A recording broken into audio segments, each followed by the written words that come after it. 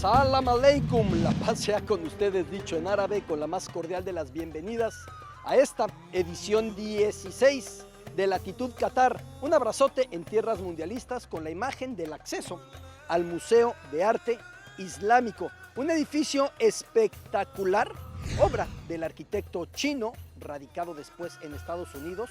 Pei llegó a Estados Unidos muy joven y desarrolló una carrera espectacular. Su última obra importante fue esta.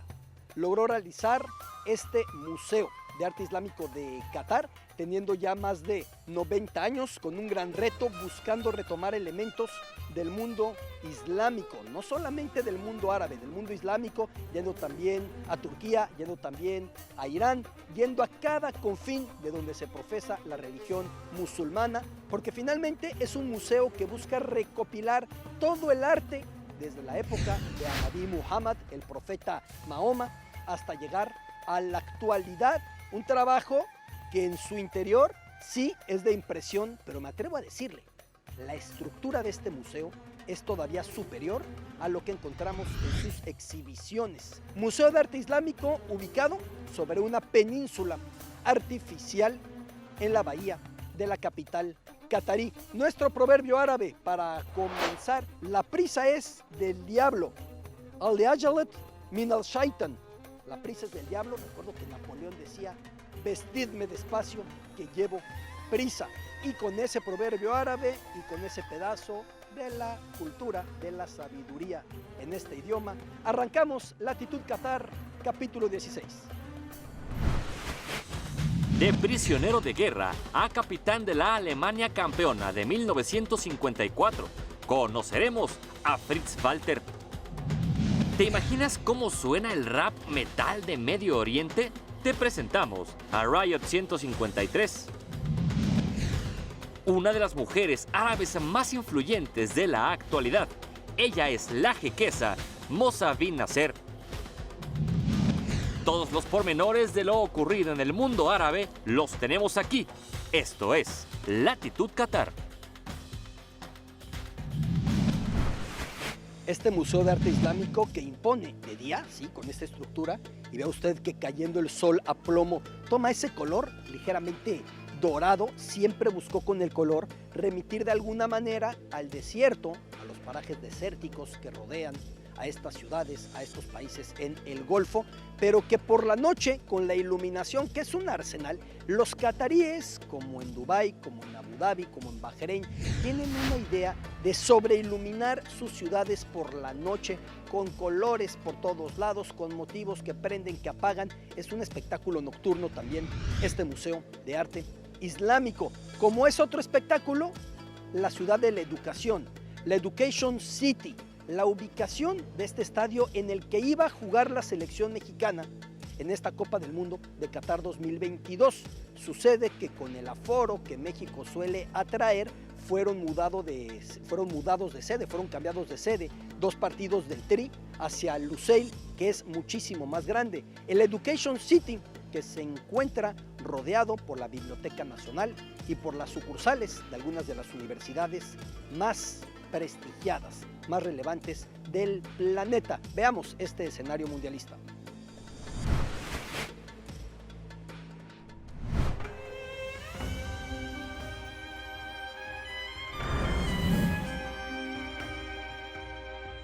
...12 kilómetros cuadrados de academia, de estudio, de investigación en Qatar. Un par de décadas atrás hubiese sido imposible creer en lo que se convertiría este sitio, ubicado en las afueras de la capital Doha, en el suburbio de Al Rayyan. La Education City, o Ciudad de la Educación, apenas fue inaugurada en 2003. Por entonces solo albergaba una institución universitaria, tan distinto a la actualidad, con sucursales de algunas de las universidades más prestigiadas del planeta, como por ejemplo la University College London británica, Texas A&M o Northwestern estadounidenses, o la HEC, Colegio de Altos Estudios Comerciales de París, y todo en pleno Qatar. Parte indispensable del campus multiuniversitario es el Education City Stadium, construido bajo pretexto mundialista, aunque visualizado como parte importante del proyecto a futuro. un escenario para desarrollo atlético de los estudiantes. Por su diseño, al Education City le llaman el diamante del desierto. Ahí, el Qatar académico tendrá su porción de Copa del Mundo. Ahí, el Qatar académico pretende también cultivar las medallas olímpicas del futuro inmediato. Vamos con nuestra estrella del deporte árabe, vamos con nuestro ídolo del deporte árabe. Me atrevo a decir, el primer gran futbolista de la historia, árabe y musulmán, fue el gran Larbi Ben Barek. Hizo un carrerón con el Atlético de Madrid, también en varias etapas con el Olympique de Marsella, con el equipo del sur de Francia, con el OM. También jugó para la selección en ese momento no oficial de Marruecos y para la francesa. El gran Larbi en latitud Qatar, en estos héroes del deporte árabe.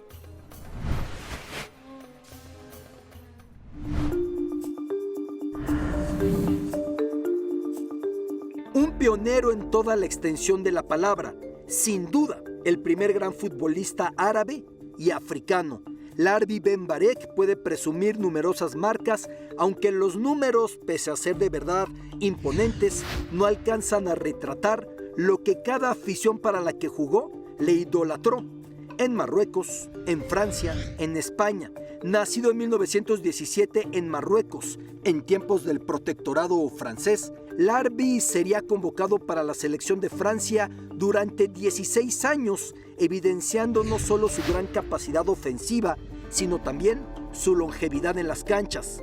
Le apodaban la perla negra los franceses y luego el pie de Dios los españoles, donde se le rindió pleitesía al llevar al Atlético de Madrid a 2 títulos de liga a inicios de los años 50. Larbi Ben Barek abrió el camino para innumerables futbolistas del norte de África que al paso de muchas décadas irían brillando en las grandes ligas europeas. Larbi, su nombre de pila, es sinónimo de gloria en la historia del fútbol, sinónimo también de ser pionero para el deporte árabe, para el fútbol africano, por si faltara. Independizada su natal Marruecos, Larbi Ben Barek fue el primer seleccionador del país. Aprendiendo árabe y lo medular, cómo movernos, cómo comunicarnos en caso de una emergencia. Ana lazim, ana daruri, ana bilhaya. Yo necesito, me urge. Cómo pedir algo en una situación extrema, reiterando, el común de la gente en Qatar habla inglés, por supuesto, pero ante una emergencia yo siempre recomiendo en los viajes llevar anotadito en el celular, en una hojita, en un cuadernito, un par de frases para una eventualidad que no queremos suceda, pero que desafortunadamente pueden llegar a suceder. Esta sección de Aprendiendo Árabe en Latitud Qatar es de las más imprescindibles. ¿Cómo comunicar alguna urgencia en tierras mundialistas? Lo primero es aprender el verbo necesitar, bihayat. En singular primera persona, ana bihayat, yo necesito. En plural, nahnu bihayat. Si lo que queremos añadir es atención médica, entonces, ana bihayat al tabib, necesito un médico. O ana bihayat aruj ila al mustashfa, necesito ir a un hospital. O si la necesidad es un tanto menor, ana bihayat ashrab al-main, necesito beber agua. En casos más extremos, me urge se dice tajuthuni, entre bihayat y tajuthuni, para salir adelante en emergencias en Qatar. Y yo ya le di un consejo, si viene a tierras mundialistas, ya le di cierto tipo de orientación, pero con mucho mayor profundidad lo puede hacer el embajador de Qatar en México, a quien escuchamos en Latitud Qatar, viendo hacia la bahía de Doha y hacia esta península artificial en la que se encuentra el Museo de Arte Islámico.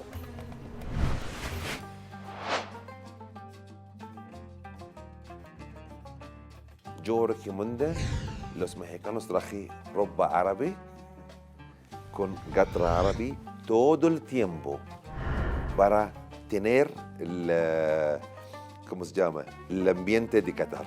Pero los mexicanos cuando quieren ir con short, con t-shirt, es normal allá. Va a hacer calor, siempre hace calor en el Golfo. Si uno se quita la camisa, ¿pasa algo, hombre? No, no es recomendable quitar la camisa en público. Hacemos una pausa en Latitud Qatar, ahora volveremos desde una explanada espectacular al interior de este Museo de Arte Islámico. Iremos también hacia la parte central del mismo, una estructura que impone de verdad cómo el arquitecto Pei logró concebirla, en donde se inspiró, y por supuesto seguiremos recorriendo su gran colección, 1400 años de arte a través de los objetos que esconde este sitio ante las aguas del Golfo.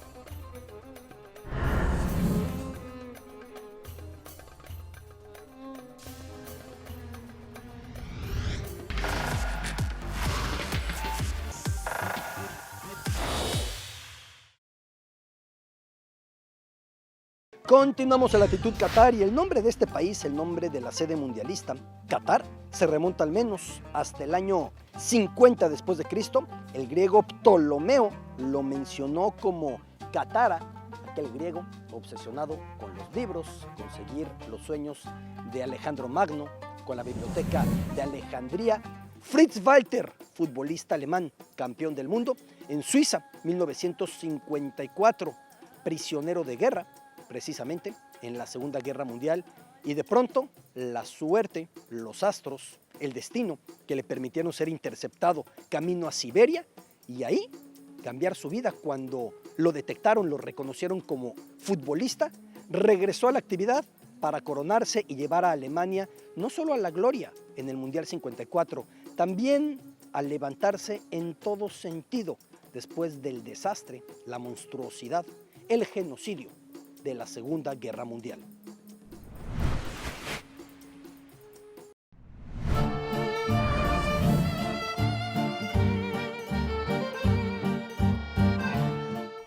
Un pequeño pueblo cuya población hubiera llenado el Olympiastadion de Berlín vio nacer al primer capitán alemán campeón del mundo de la historia, Fritz Walter. Un pequeño pueblo a pocos kilómetros de esas dos provincias que alemanes y franceses jugarían a arrebatarse en la primera mitad del siglo XX, cual canicas, Alsacia y Lorena. Pequeño pueblo de nombre muy largo, Kaiserslautern, del que salieron 5 seleccionados teutones para la corona en el Mundial del 54. El capitán y goleador Fritz Walter, sin embargo, estuvo muy cerca de perderse esa cita.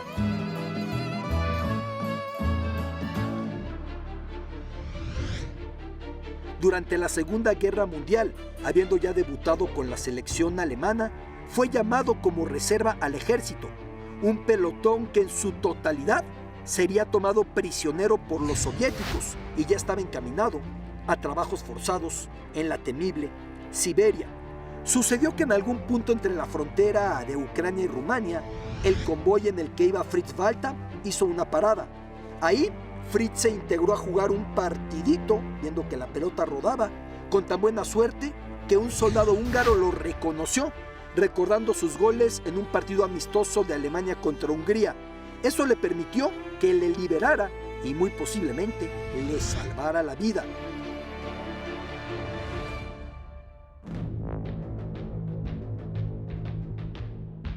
Nueve años después, ya veterano, estaba disputando la Copa del Mundo de Fútbol en el 54 y guiando a Alemania Federal a su primer título, precisamente, cosas del destino, contra la mejor Hungría que haya existido, el milagro de Berna. La pequeña Kaiserslautern, tan cercana a Alsacia y Lorena, esas dos provincias que cuando nació Walter pertenecían a Francia, después a Alemania y más tarde de nuevo a Francia, fue la base del título. También el destino, siempre para Walter, con Hungría como fondo.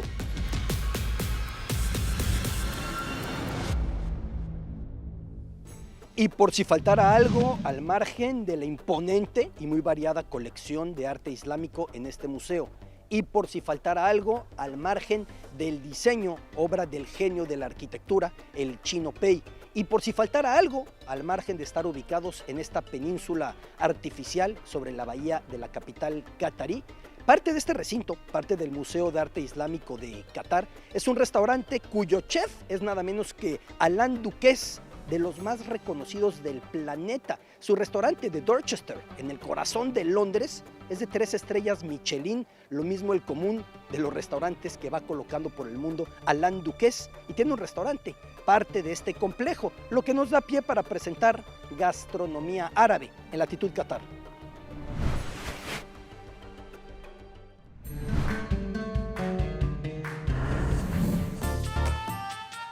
La respuesta árabe a los huevos a la mexicana tiene un nombre por demás curioso: shakshuka.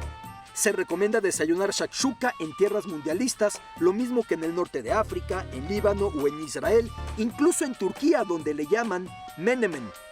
Dicen que la shakshuka comenzó a comerse en la actual Túnez, en cuyo dialecto árabe significa esta palabra shakshuka mezcla. Una cazuela con huevos sazonados con tomate, comino, pimientos, ajo, cilantro, queso de cabra y en algunos muy particulares casos hasta carne de cordero deshebrada, para que la afición del norte de México se sienta perfectamente en casa en tierras mundialistas. Digamos que es algo así como huevos con machaca a la oriental. En el shakshuka los huevos pueden ir pochados, estrellados o revueltos.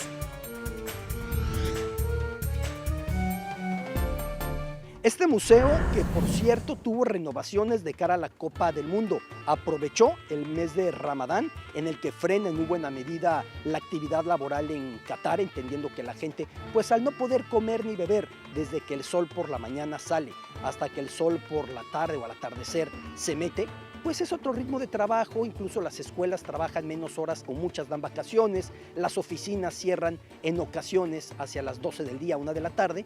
Aprovechó el Ramadán para renovarse de cara al Mundial, para recibir al mundo de la mejor de las maneras posibles. Actualidad mundialista, como ya se actualizó este Museo de Arte Islámico, la actualidad mundialista que nos presenta Andrés Islas.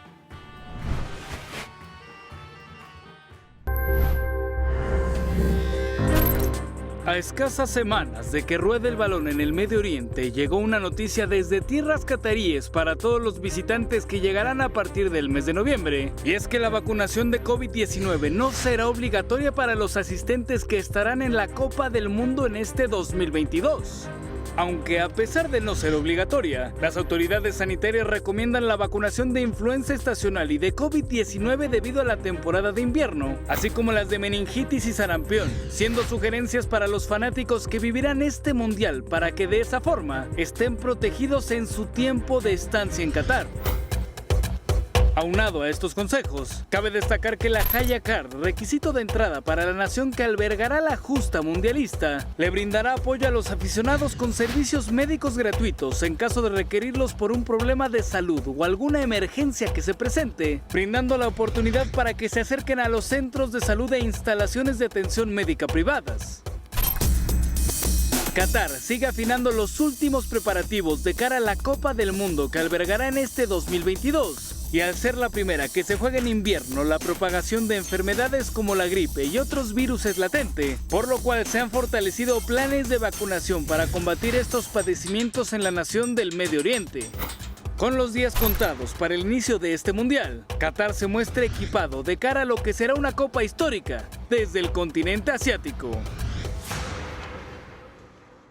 Y así, recargados sobre el Golfo y su corriente ante estos arcos en este Museo de Arte Islámico de Doha, es momento de pasar a la música en Latitud Qatar, episodio 16.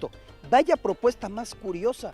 Uno difícilmente se lo hubiera imaginado bajo los prejuicios, bajo los estereotipos, la generalización de lo que uno podía llegar a pensar que era Qatar. Riot 153, Riot 153, Disturbio 153. Escuchen nada más.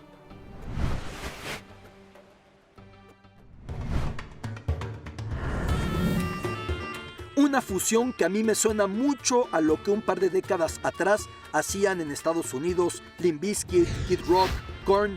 Riot 153 es una banda catarí que mezcla rap y rock pesado, cargado además de una profunda crítica social, sobre todo en un país como Qatar, que en su crecimiento frenético se orienta de manera tan clara hacia el dinero, hacia los millones. Pareciera que este sonido surge de Los Ángeles, pero emerge del desierto, emerge desde Qatar. Escuchamos su hit Generation, Riot 153.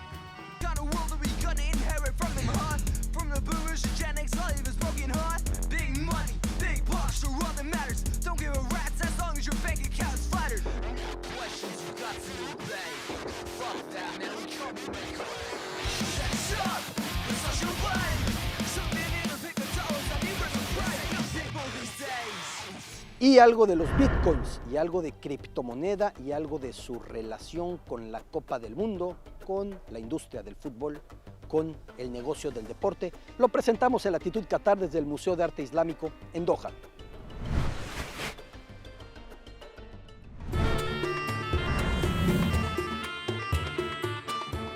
Semanas atrás, la selección mexicana de fútbol anunciaba que a través de Bitso ha lanzado su primer NFT, token coleccionable y además vestible, porque incluyó el uniforme tricolor recién presentado del equipo mexicano.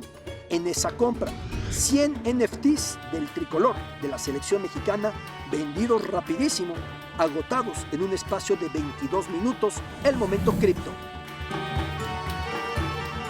Ahí se encuentra el comité organizador de la Copa del Mundo Qatar 2022, en esos rascacielos en el paseo marítimo de Doha. Estamos muy cerca, es decir, recorriendo hasta llegar a esta península artificial. Hacemos una pausa en Latitud Qatar, ya regresamos desde el interior de este Museo de Arte Islámico, de esta obra espectacular en tierras mundialistas.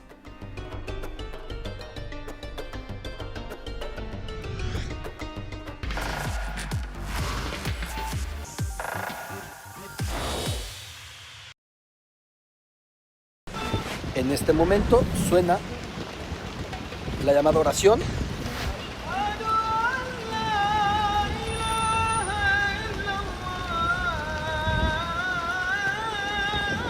Las bocinas colocadas por toda la ciudad de Doha, por todo Qatar, como sucede en el común del mundo musulmán, llamando.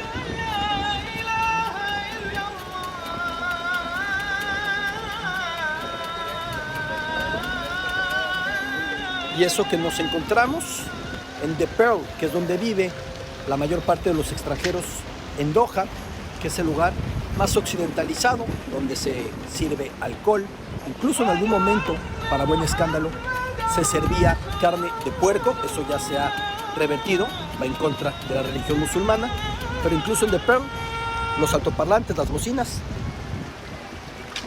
con el llamado a oración. Continuamos en tierras mundialistas.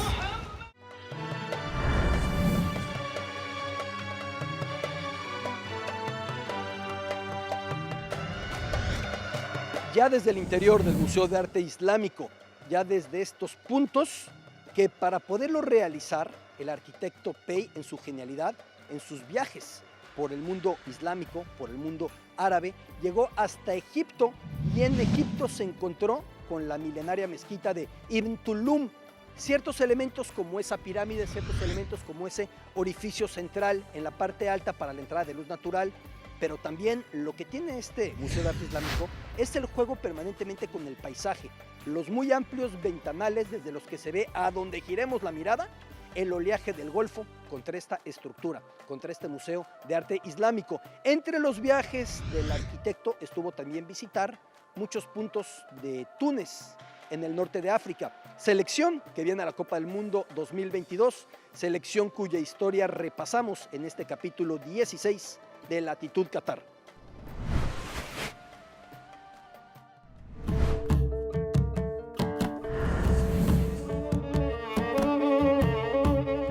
La imagen fue muy demasiado fuerte y trágica, aunque su influencia incluso resultó mayor.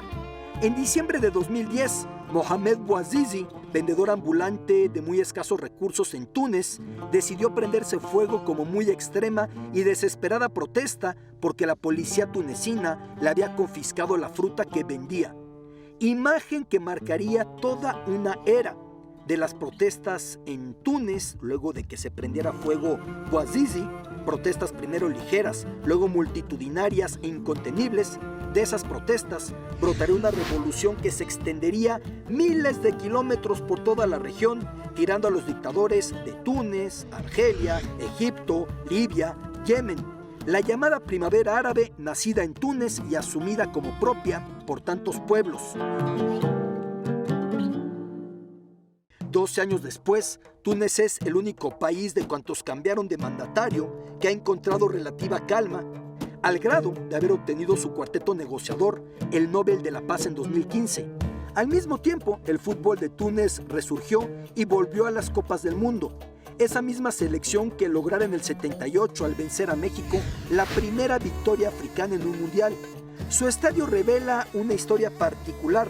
Cuando Túnez era colonia francesa, llevó el nombre de Georges André, uno de los atletas de historial más particular, 4 veces olímpico, 2 veces medallista, quien diera el juramento de los atletas en París 1924, fuera herido en la Primera Guerra Mundial y asesinado en la Segunda Guerra Mundial, precisamente en Túnez, por eso su nombre al estadio.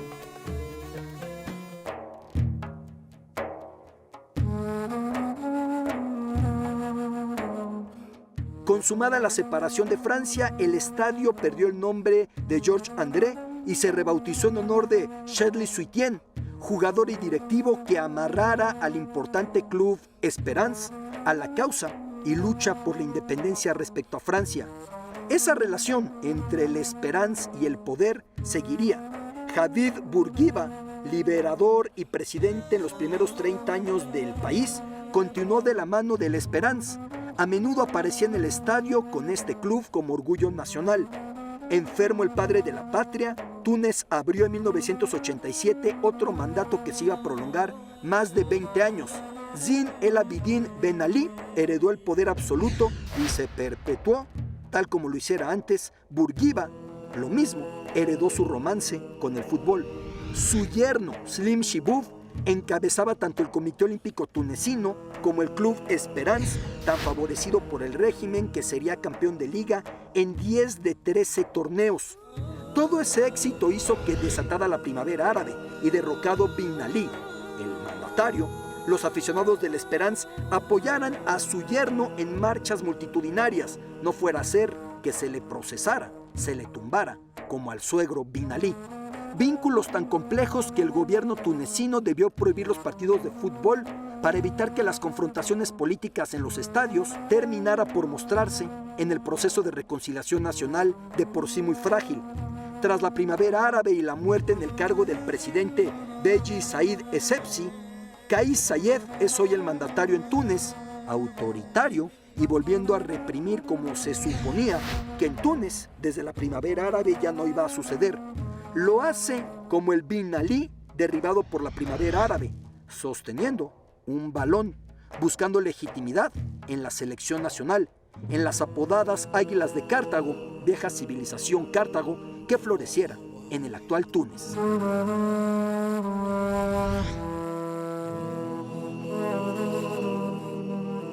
El personaje histórico en este capítulo de Latitud Qatar es uno de los, de verdad, necesarios, de los de mayor influencia para entender lo que es Qatar en este momento, sus afanes de apertura, aunque sea muy complejo y muy lento, a ratos incluso desesperante el proceso, su visión hacia el futuro, su visión hacia el arte, su visión intentando dar mayores derechos a las mujeres. La jequesa Moza bin Nasser, la jequesa, la sheja Moza, es decir, la esposa del anterior emir, la madre del actual emir, ella era la esposa favorita del anterior emir, Hamad bin Khalifa, ella es la madre del actual emir, Tamim bin Hamad. La jequesa Moza ha sido medular para promover el arte, para buscar la incursión de la mujer en mayores áreas.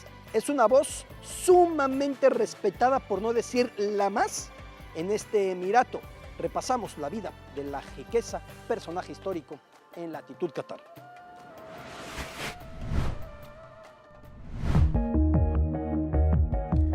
Una de las mujeres con mayor rango de influencia en la actualidad mundial, la jequesa o sheja Moza bin Nasser al-Misned, es la madre del actual emir y segunda esposa del anterior emir.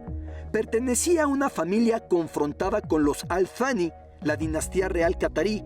Su matrimonio cambió el balance de poder en Qatar, y más cuando el emir Hamad, el emir anterior, decidió que de sus hijos con la jequesa Moza y no sus hijos con la primera esposa, surgiera el heredero al trono, como el caso de Tamim, el actual emir. Cofundadora de la poderosísima Qatar Foundation, promotora de la inclusión femenina laboral y educativa en Qatar, detonante de la presencia de universidades y centros culturales en este país, ella misma, la jequesa Moza, muy estudiada, desafió severas críticas en el Golfo, donde no es común que la esposa de un emir o rey tenga semejante presencia y peso. La jequesa Moza bin Nasser fue, de hecho, la encargada de presentar la candidatura catarí como sede mundialista ante la FIFA en 2010. La escuchamos en aquel célebre discurso. I would like to ask a question. When do you think is the right time for the World Cup to come to the Middle East? And do you recognize how important this is to our region and to our world? La relevancia de la jequesa Moza, la relevancia de la sheija Moza es tremenda en el Qatar actual. Reitero, la esposa favorita, tenía 3 esposas, del emir anterior, de Hamad, la madre del actual emir, de Tamim Al Thani, su Alteza, el emir de Qatar. Continuamos con la historia de este día, continuamos con lo que nos encontramos con tantísimo privilegio e incluso más pasión en tierras mundialistas.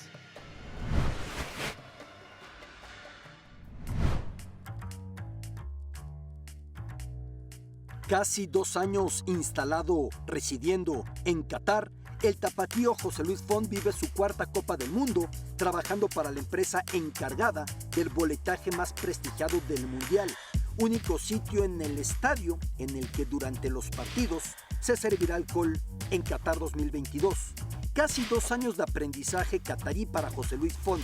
Se vive muy bien, es un país muy seguro, multicultural. Aquí creo que una de las grandes ventajas es estar tratando con gente de todas partes del mundo. Aquí las mujeres están respetadas, aquí pueden salir, no es lo que... Ello descubierto. Sin ningún problema, o sea, las que lo hacen por decisión propia y porque son musulmanas. ¿Vestimenta recatada recomiendas a las que vengan? Vestimenta normal, no hay que... No están en bikini por la calle nada más. En bikini, no es Miami, South Beach, donde pueden andar en patines aquí en bikini. Cuando te piden cierta prudencia para entrar a una mezquita, lo mismo te la piden para la Capilla Sixtina. Entonces, no es un choque cultural, al menos para mí en la experiencia personal. Estoy impresionado con las cifras de mexicanos. ¿También tú o la veías venir? Estamos arrasando en boletos. A ver, es mi 4º mundial. No es sorpresa para nosotros que los mexicanos vayan liderando nuestros números, las ventas. Sí nos sorprendió con la velocidad y con la diferencia con los segundos lugares y terceros lugares de los otros países. Desde el momento que salimos a la venta el 1 de febrero, con la velocidad con lo que le hicieron de México, sí nos sorprendió y gustosamente. Hay lugares donde consumir alcohol, hay oferta suficiente, restaurantes, bares, antros. Eso no va a cambiar, al contrario, van a estar abriendo de aquí hacia noviembre de este año, que tienen que ver obviamente con playa, beach clubs, entretenimiento fuera del estadio. Es un país que está creciendo a un ritmo frenético. ¿Cómo lo percibes? ¿Cómo es trabajar en un país? Porque tú ves las fotos de donde estamos parados ahora, hace 30 años, y parece que no había más que arena, ¿no? Sí, a ver, están muy orientados al negocio, saben lo que están haciendo, lo están haciendo de manera ordenada, están aprovechando obviamente el exposure que tienen con el Mundial precisamente para vender el país, porque el Mundial es un mes, pero Qatar es mucho más que ese mes, tiene una industria, le están invirtiendo en servicios financieros, le están invirtiendo grandes cantidades en educación, mismos deportes, porque pues, tienen a la Fórmula 1 que se va a quedar aquí 10 años, tienen torneos de tenis, tienen torneos de golf, o sea, le están apostando a la cultura. Desde las entrañas de esta Copa del Mundo, desde su oficina en la futurista cara oeste de la bahía de Doha, una recomendación reiterada a quienes decidan acudir al Mundial: planificación. la misma hotelería. Hay que hacerlo con calma. Sé que en muchas partes del mundo, México incluyendo, hacemos las cosas hasta el último, no se va a poder, hay que hacerlo con tiempo de anticipación. La reventa no es legal, además de que es un acto criminal aquí, o sea, no nada más es una falta administrativa, es un tema serio, para que no se desborde y no vaya a haber un problema donde pues, haya gente que no encontró lugar, que esté afuera de los estadios. Entonces, mi sugerencia es esa, que planeen con anticipación. Un mexicano que vive con su familia en tierras mundialistas. Un mexicano cuyo trabajo está orientado de lleno a recibir y atender a centenas de miles de aficionados de todo el planeta durante el Mundial en Qatar. Desde esta perspectiva, con esta toma que me da el gran Rod Márquez desde arriba en este Museo de Arte Islámico en Doha, cuya estructura es un espectáculo, la capacidad de Pei, del arquitecto chino, con este sitio. El momento cinematográfico aquí en latitud Qatar, una película fuerte, estremecedora. Ibn Babil, hijo de Babilonia, Son of Babylon, es iraquí.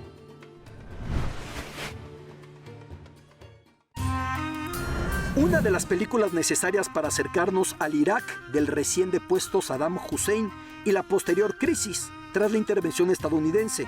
Sons of Babylon, hijos de Babilonia, cuenta la historia de una anciana que, acompañada de su nieto, decide atravesar tan convulso país, buscando a su hijo que fuera tomado como prisionero de guerra en la Guerra del Golfo en 1991. Escrita y dirigida por el neerlandés iraquí Muhammad al-Daraji, Sons of Babylon, hijos de Babilonia, la cera, revela esa cara de Irak.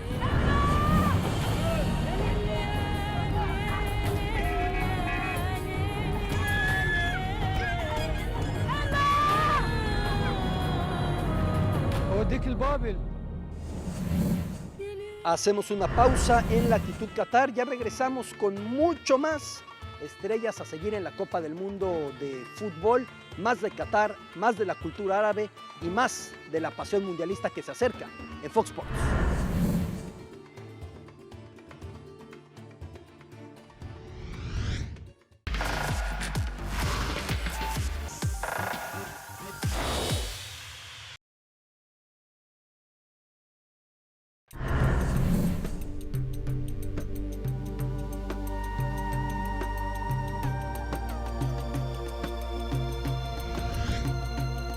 De regreso ahora en el exterior del Museo de Arte Islámico para que usted pueda apreciar la maravilla de este edificio, para que usted pueda valorar lo que representa este diseño en esta península artificial sobre la bahía de la capital catarí. Parece muy adecuado que ante el Museo de Arte Islámico presentemos el Mundial con la mejor actuación de una selección islámica, de una selección musulmana en la historia.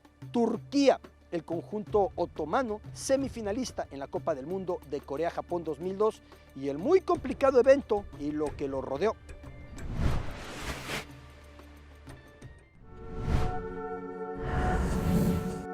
La sede mundialista más peleada de todos los tiempos. Historia, geopolítica, rencores, rivalidad encarnizada entre dos vecinos y la FIFA, que buscaba nuevos yacimientos de dinero en el lejano oriente. Joao Havelange, su presidente, había prometido el primer mundial asiático a Japón, complacido por el promisorio inicio de la J-League o Liga Japonesa de Fútbol y, sobre todo, buscando el ingreso de los patrocinadores japoneses al fútbol. Con esa candidatura japonesa también se alineaba el Rey Pelé. Lennart Johansson, titular de la UEFA, gran opositor de Havelange en aquella época, prefería a Corea del Sur, basado en su mayor tradición futbolística y en un hecho por demás sólido, que hasta 1996, cuando se dirimió al anfitrión, los japoneses nunca habían jugado una Copa del Mundo y la selección de Corea era la mayor potencia de Asia. Como añadido, Diego Maradona, contrapuesto siempre a Pelé, se adhirió al proyecto sudcoreano. Derroche por donde quiera que viajaran los ejecutivos de las dos campañas, la coreana y la nipona, gastos en publicidad y representación estimados en cientos de millones de dólares, acusaciones cruzadas, mezcla de política, ¿Qué si la brutal ocupación nipona de la península de Corea entre 1910 y 1945? ¿Qué si las relaciones diplomáticas apenas retomadas en 1965? ¿Qué si el tremendo daño generado por los japoneses? ¿Qué si la sensación coreana de que el gobierno nipón no admitía sus culpas y abusos cuando invadió Corea? Y por ende, tampoco aceptaba que los japoneses, esto pasaba en Corea, prestaran dinero para construir estadios. Que si la nueva competencia entre los dos países ahora se daba por medio de empresas tecnológicas y automotrices, aunque hay que decirlo, fue anticipada por el deporte, cuando Corea del Sur dio el golpe maestro y derrotó a Japón, introduciendo en los Olímpicos del 88 su taekwondo por encima del karate. Desde su pedestal de favorito, Japón había dicho que de ninguna manera compartiría la sede con Corea. Corea del Sur entendió que no le quedaba de otra, más aún después de la inédita decisión del primer mundial, que sería en más de un país. Sus directivos admitían que les costaba mucho trabajo la simple idea de hacer algo de la mano de los nipones. Ahí iniciaron más tensiones. ¿Quién se quedaría a la final? Se la quedó Japón. ¿En dónde sería el IBC o centro de televisión, siempre magneto para promoción turística y derrama económica? Se lo quedó Corea. Y los nombres de las mascotas fueron mezclados. ¿Qué país escribir primero en el logotipo al colocarse Corea antes, por seguir el orden del alfabeto en Occidente? Japón imprimió todos sus materiales, souvenirs, parafernalia del mundial en su idioma, sin incluir los nombres de los países. Simplemente Copa del Mundo 2002, ni Corea ni Japón. Para colmo, a un año de la inauguración, Japón publicaba libros escolares que no enfatizaban las tropelías de su ejército durante la ocupación de la península de Corea.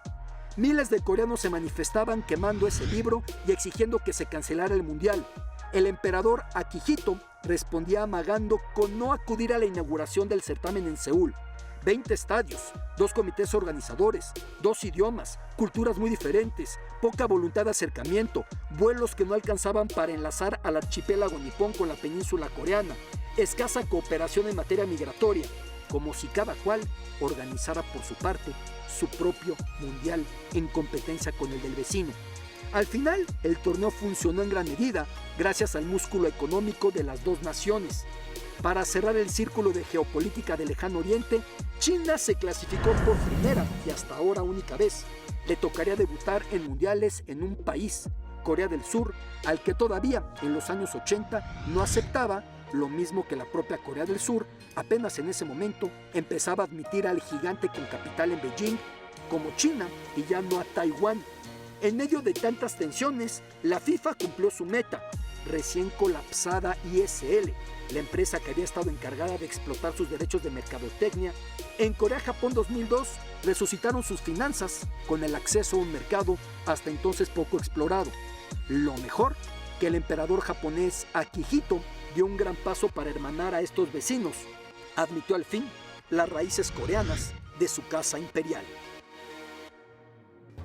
Se acerca el momento en que la selección mexicana debute en la Copa del Mundo de Qatar 2022, cerca de donde me encuentro, en el Estadio 974, que si seguimos este camino por la península artificial donde se ubica este Museo de Arte Islámico, nos encontraremos con ese inmueble hecho de contenedores. Ahí, el duelo del tricolor frente a Polonia, la actualidad del Tri con la sombra del Tri. Rubén Rodríguez.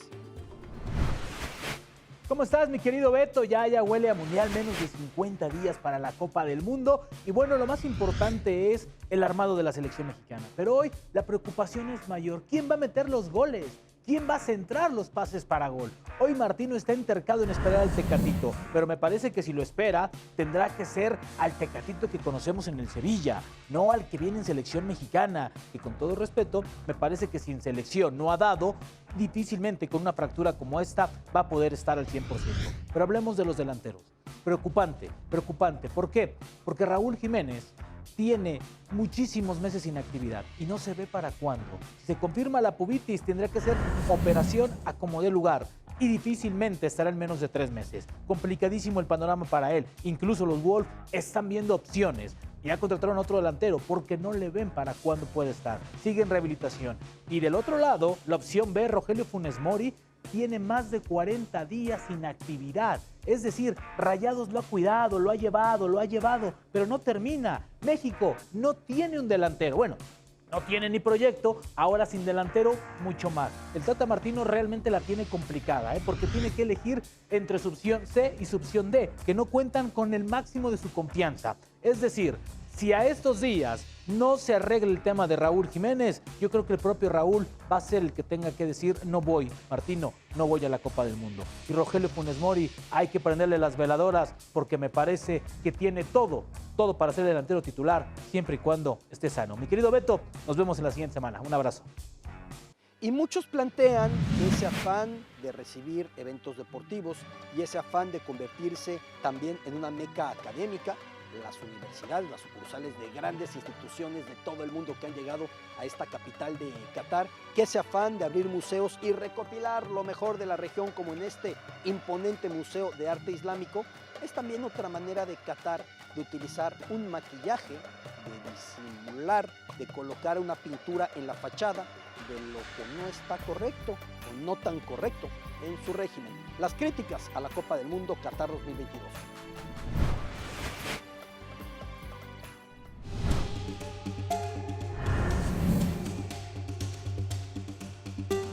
En Qatar, como en el común de los países musulmanes, está prohibida la apostasía, es decir, está prohibido renunciar al Islam. Personas de toda religión pueden dejar ese credo y convertirse al Islam, mas no los musulmanes. En términos estrictos, eso implica pena de muerte, aunque no hay registros confirmados de que en Qatar se haya aplicado a alguien por renunciar al Islam, por la apostasía.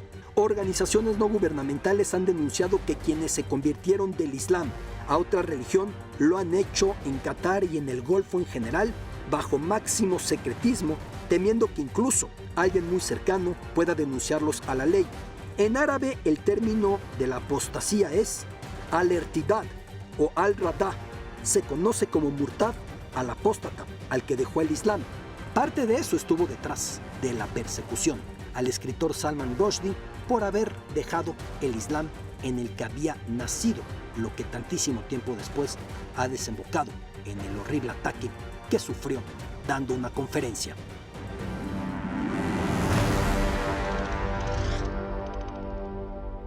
Me genera una emoción muy especial presentar a la siguiente figura a seguir en esta Copa del Mundo de Qatar 2022. No importa si llega a jugarla, no importa eventualmente cómo llegue a jugarla, no importa lo que pase en su carrera deportiva, tenerlo con vida, tenerlo con salud, tenerlo bien después de lo que aconteció en la Eurocopa de Naciones disputada en verano de 2021, cuando estuvo clínicamente muerto en la cancha, en el estadio, en Copenhague. Tener al gran Christian Eriksen en ese estado ya es un triunfo. Lo demás es lo de menos. Christian Eriksen.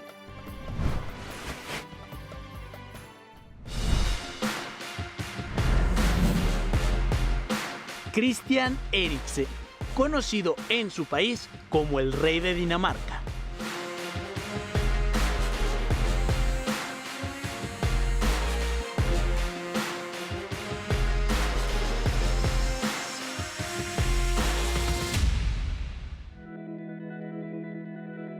El padre de Christian Eriksen era entrenador en una academia juvenil en Dinamarca y desde los 3 años Eriksen ya entrenaba con la pelota.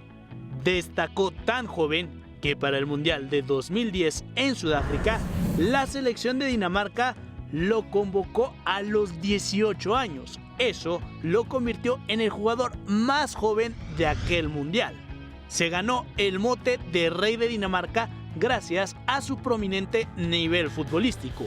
Ese mismo éxito lo replicó a nivel de clubes al ser el primer danés que anota en un partido de Champions League con el Ajax, y dichas actuaciones con el club de Ámsterdam le valieron los elogios de Johan Cruyff, leyenda del club y de Países Bajos. Puedes compararlo con Michael Laudrup y solo el tiempo dirá si alcanza el mismo nivel. Cambió al Ajax por el Tottenham y con los Spurs alcanzó la final de la Champions, un hito en el club londinense, y después se marchó al Inter de Milán. En paralelo con Dinamarca, llegó a los octavos de final en el Mundial de Rusia. Eso elevó el listón para el Euro de 2021. Con una gran generación, Dinamarca estaba llamada a ser la sorpresa. Sin embargo, la tragedia llegó.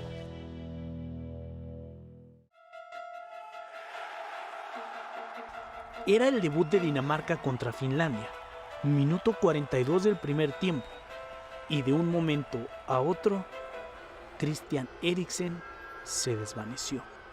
La confusión se hizo presente en el estadio. Rápidamente, los jugadores de Dinamarca llamaron al cuerpo médico. Simon Kjær fue clave al colocar un escudo humano alrededor para evitar fotos incómodas. Después de minutos de angustia, Eriksen salió en camilla, sano y salvo. Tras el incidente, el médico de la selección Morten Boesen declaró: ¿cuán cerca estuvimos de perderlo? No lo sé. Lo reanimamos con la primera desfibrilación. Eso fue muy rápido. Aquello motivó a Dinamarca, que alcanzó las semifinales del torneo. Todo en nombre de su capitán, Christian Eriksen. El líder de aquel equipo pasó meses sin saber siquiera si podría volver a jugar. El panorama cambió y con un desfibrilador de última generación, el danés pudo volver al nivel profesional. Lo hizo con el Brentford de Inglaterra y a gran nivel, mismo que podría replicar en la próxima justa mundialista. Ese es Christian Eriksen, una de las figuras a seguir en Qatar. Es todo en Latitud Qatar, episodio 16, 16 capítulos ya en tierras mundialistas rumbo a la Copa del Mundo, y decirle que el Mundial se acerca y que aquí en Fox Sports nos estamos preparando con todo para que el Mundial sea para usted incluso mejor que el preámbulo que hemos realizado con los numerosos viajes del gran Fernando Schwartz, con las coberturas que hemos realizado, con el seguimiento de la sombra del Tri Rubén Rodríguez, con el afán, con mucha pasión, con mucha humildad que aquí tenemos de relatar todas las latitudes en tierras mundialistas y el análisis y el color y cuanto rodea al Mundial. Así que esté con Fox Sports de cara a esta Copa del Mundo Qatar 2022. Gracias por su compañía en esta nueva emisión. Ya nos veremos la próxima semana en tierras mundialistas.